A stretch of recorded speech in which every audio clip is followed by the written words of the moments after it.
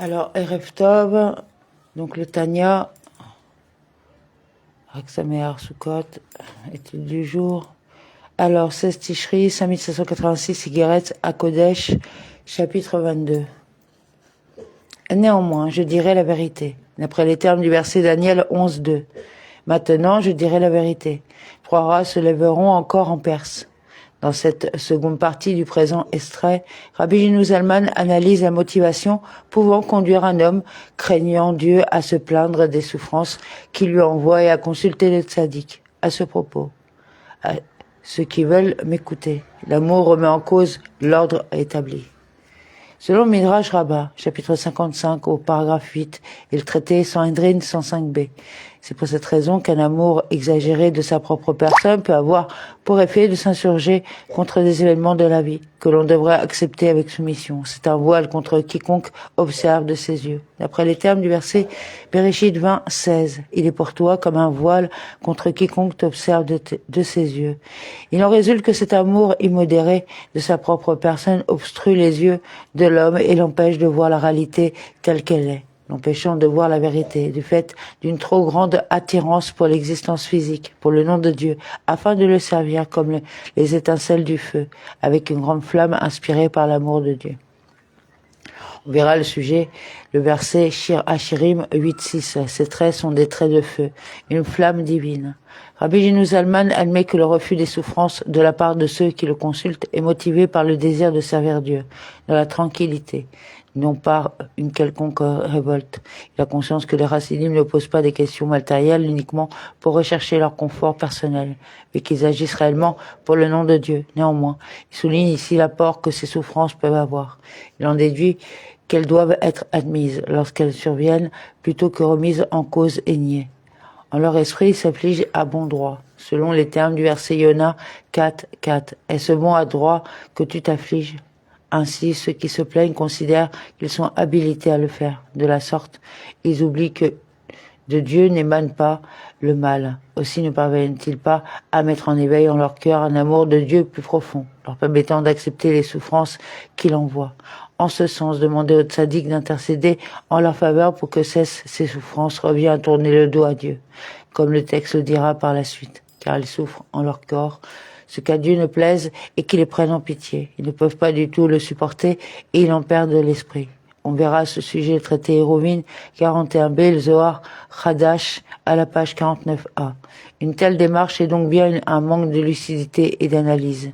Elle n'est pas la réaction que devrait avoir celui qui entend servir Dieu en toutes ses actions. Il erre donc de ville en ville afin de solliciter les conseils donnés il y a bien longtemps. D'après les termes du verset Ishaïa 25a, tu as accompli des merveilles, pleinement fidèle aux conseils donnés il y a bien longtemps, c'est-à-dire dans les temps éloignés. En l'occurrence, celui qui interroge le chassid est éloigné de celui qui a interrogé le tzaddik et ce dernier, à son tour, est éloigné des domaines matériels sur lesquels on lui pose des questions. Il ne peut donc pas formuler un avis autorisé et il ne s'en remet pas à l'Éternel pour revenir vers lui avec un esprit humble et un corps recourbé, pour accepter la remontrance avec amour, car l'Éternel châtie celui qu'il aime. Michelet 3.12. De fait, la terre entière est emplie de son honneur. Et Dieu est donc présent également dans l'endroit de celui qui souhaite interroger le Maître. En outre, c'est Dieu lui-même qui assure la subsistance de chacun. Il est donc plus efficace de regretter ses fautes, là où l'on se trouve, d'accéder à la teshuva plutôt que de consulter le tzaddik. Ainsi, lorsqu'un père miséricordieux, sage et juste. Dans cette parabole, le père est présenté comme miséricordieux, sage et juste, mais non comme vertueux, chassid. En effet, ne peut pas définir comme tel celui qui frappe son fils. Selon le chassidoute, un reproche verbal est bien plus efficace qu'un coup et le rabbi Rachab constate à ce sujet que une gifle passe, mais une parole reste. Frappe son fils, celui-ci, s'il est avisé, ne doit pas lui tourner le dos. On verra le verset Yoshua 7.8, de grâce éternelle. Que dirais-je après qu'Israël ait tourné le dos à ses ennemis? En l'occurrence, ne pas accepter les souffrances qui sont envoyées par Dieu revient bien à lui tourner le dos, si l'on peut s'exprimer ainsi. et s'enfuir pour trouver de l'aide ou même quelqu'un qui plaiderait sa cause devant son Père miséricordieux, juste et bon. Il lui faut contempler le visage de son Père dans la droiture. Selon les termes du verset Télim 11:7, l'Éternel est droit. Il aime ce qui est juste. Quiconque est droit contemplera son visage. C'est donc en s'attachant à lui, en acceptant tout ce qu'il envoie, que l'on peut contempler son visage et recevoir son influence profonde. Face à face, supporter les coups avec amour pour son bien tous les jours. D'après les termes du verset d'Évarim 6:24, il nous prescrit d'exécuter toutes ses lois, de craindre l'Éternel notre Dieu pour notre bien tous les jours, pour nous faire vivre comme jusqu'à maintenant. Ainsi, disent nos sages, tout ce que Dieu fait est pour le bien.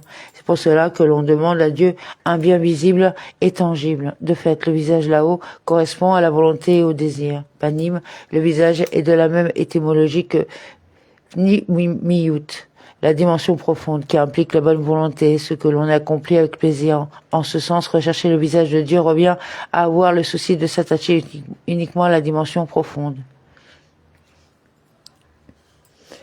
Ainsi, notre Père qui se trouve dans les cieux confère à ses enfants tout le bien éternel, la vitalité morale et physique avec amour et bon vouloir, désir et envie par l'intermédiaire de la Torah de vie. On verra à ce sujet le verset Michelet 3:8, faisant référence à la Torah. Elle sera la santé pour ton corps, une sève généreuse pour tes membres. Et nos sages enseignent dans le traité Avot que quiconque se soumet au joug de la Torah est libéré du joug des obligations du monde. Sa volonté, béni soit-il, qui nous a donné ainsi qu'il est écrit, car par la lumière de ton visage, tu nous as donné la Torah de vie. Selon la bénédiction Sim Shalom, place la paix de la Mida. La Torah est une Torah de vie dans la mesure où elle délivre un enseignement pour la vie. L'homme qui la consulte y trouvera donc la réponse à toutes ses interrogations afin d'accomplir sa volonté par elle. C'est à ce propos qu'il est dit, la lumière du visage du roi est la vie et sa volonté. D'après les termes du verset Michelet 16:15. La lumière du visage du roi, c'est la vie et sa volonté, et comme une nuée de la pluie du printemps. C'est ce que l'on dévoile en s'attachant profondément à Dieu, sans se contenter d'une relation superficielle, comme celle qui ferait une place trop importante à la tranquillité du corps. Il n'en est pas de même, en revanche, pour les idolâtres, auxquels Dieu accorde la vitalité physique sans volonté, sans désir et sans envie. On peut s'interroger sur cette affirmation, car en apparence, il en est de même pour l'existence morale.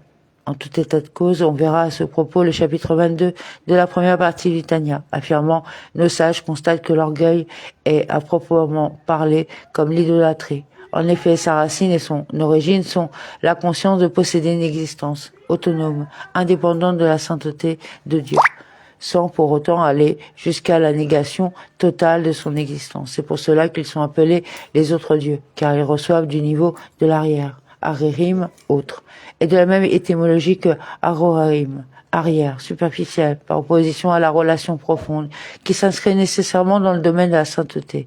Et à ce propos, on verra aussi le chapitre 22 de la première partie du Tanya, selon lequel celui qui donne un objet à un ami, par toute la profondeur de lui-même, se tient face à lui, visage contre visage, alors que s'il s'agit d'un ennemi, il lui tourne le dos, sa volonté de donner étant alors uniquement superficielle. C'est aussi le cas pour l'homme. La volonté et son désir correspondent au visage. En ce sens, le visage correspond à la dimension profonde de la personnalité. La volonté est a fortiori le plaisir de l'homme, procède systématiquement de cette dimension profonde. Ils ne peuvent pas recevoir une forme superficielle car ils exigent un investissement total. S'ils ne reçoivent pas avec amour et bonne volonté, le texte fait allusion ici à la manière dont l'homme admet les souffrances que Dieu lui inflige. Il peut en effet les recevoir profondément, visage contre visage, ou bien se contenter d'une relation superficielle. C'est comme s'il tournait le dos et montrait l'arrière, ce qu'à Dieu ne plaise. On verra le verset Yirmiyahu 2:27. Et m'ont présenté la nuque et non la face. Rabbi Gino Zalman conclut donc cette seconde partie du présent extrait en assimilant jusqu'à un certain point une acceptation imparfaite des souffrances infligées par Dieu à l'homme à un état de révolte contre sa royauté. Amen.